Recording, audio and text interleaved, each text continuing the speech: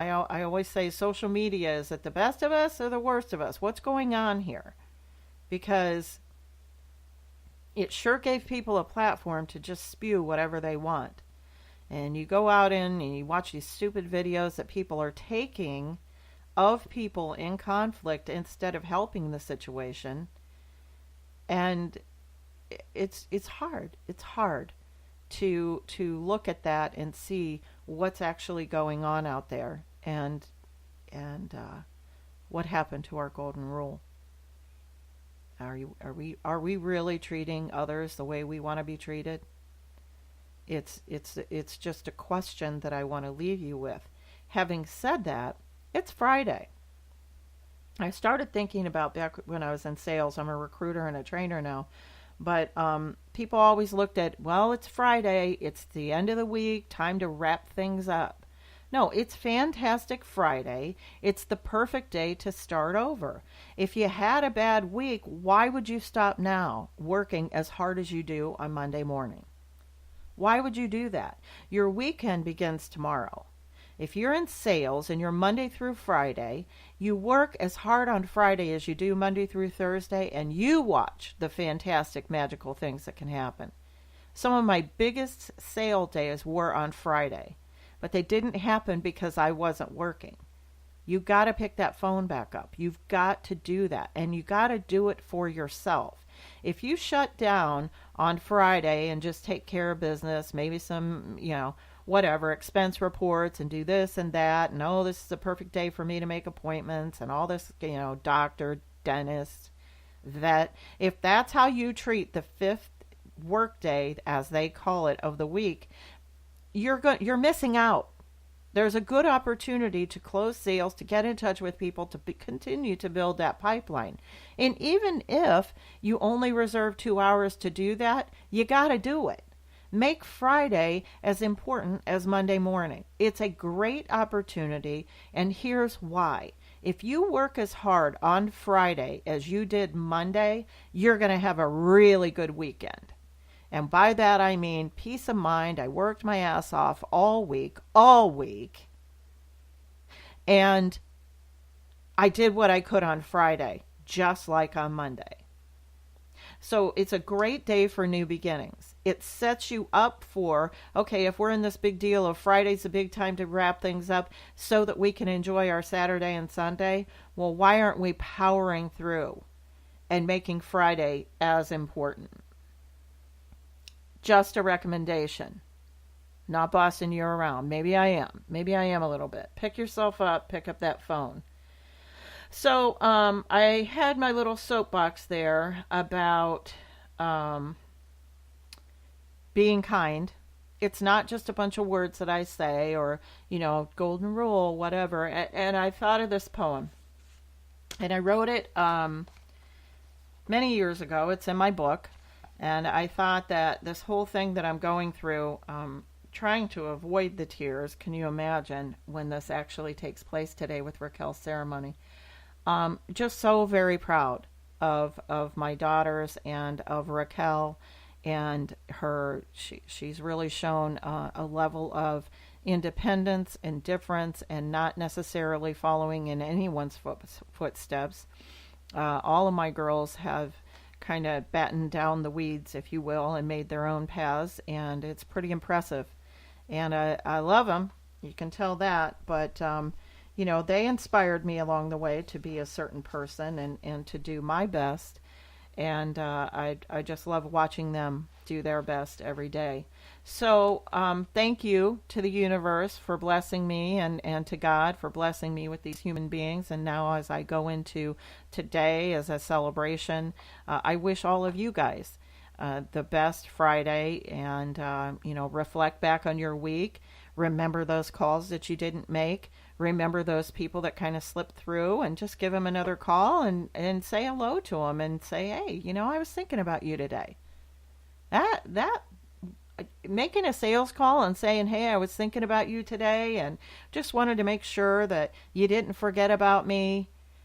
Those may take 30 seconds, but there's a chance. There's a small chance that you might make somebody smile in the meantime. That's using all those muscles in the face. That's really where you're working it. You're smiling, they're smiling, and that's the kind of stuff that gets us into a good place where um, we can start to get on a back to a golden rule revolution. Be and treat others the way you want to be treated. We need to get back to that because we are not independently, we're pretty insignificant. We're pretty insignificant, but if we can find a way to bond together, even with one, that's a great beginning. It's Friday. Fantastic Friday. I feel like that's something I got from Sesame Street, honestly. I loved how they always did that. Made you, the letter F. It's Fantastic Friday. And you get all excited. I did. I was a parent. I remember it more as a parent than I did growing up. I think I was a young teen, and it was a joke when kids were watching it, but we knew they were. But I loved it.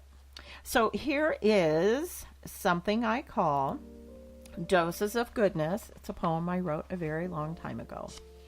Each day you are given an opportunity. You can share goodness or sorrow. Moreover, you can allow yourself to receive goodness or sorrow. It is doses of each, however, I do believe that provides the balancing act we want to conceive. Each day provides us air, flowers, colors, green, blue, gray, and everything in between. It is what we choose to do with these gifts that makes doses of goodness so needed in life's recipe.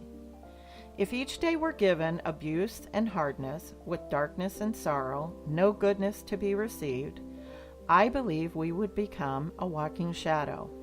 So transparent others would simply walk through, walk over, as if our existence were not capable of life, of God's goodness, of His greatness. Doses of goodness are always there.